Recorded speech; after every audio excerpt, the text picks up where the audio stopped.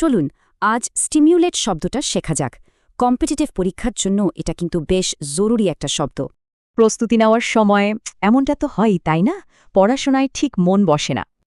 এটা তো গেল ফর্মাল ডেফিনেশন। চলেন এবার এটাকে সহজ করে বোঝা যাক। মানে সহজ বাংলায় বলতে গেলে কোনো কিছুকে আরেকটু সক্রিয় করতে উৎসাহ দেওয়া। একটা জিনিস খেয়াল রাখতে হবে, এটা একটা পজিটিভ শব্দ, মানে ভালো কিছুর ইঙ্গিত দেয়। আচ্ছা, একটা ছোট্ট গল্প দিয়ে শব্দটা মনে রাখার চেষ্টা করা যাক। ধরুন একজন ছাত্রে পড়াশোনায় একদমই মন নেই, সবকিছু কেমন যেন বোরিং লাগছে। তখন তার টিচার পড়ানোর স্টাইলটা বদলে দিলেন, বাস্তব উদাহরণ দিয়ে ক্লাসটাকে ইন্টারঅ্যাক্টিভ করে তুললেন। এই নতুন পদ্ধতিটায় ছাত্রটার শেখার আগ্রহকে স্টিমুলেট করল, পড়াশোনাটা তখন মজাদার হয়ে উঠল। তো বাস্তব জীবনে এই স্টিমুলেট শব্দটা কিভাবে ব্যবহার হয় চলুন দেখি। ব্যবসা, পড়াশোনা, এমনকি ব্যক্তিগত জীবনেও কিন্তু এর ব্যবহার আছে। দারুণ না?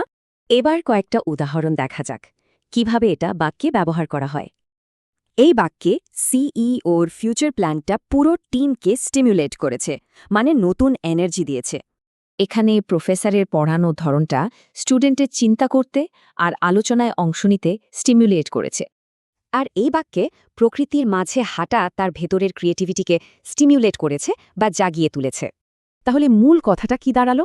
স্টিমিউলেট মানে হলো কোনো কিছুতে নতুন শক্তি বা স্পার্ক যোগ করা। তাহলে একবার ভাবুন তো, কোন জিনিসটা মানুষের চিন্তাকে সবচেয়ে বেশি স্টিমুলেট করে?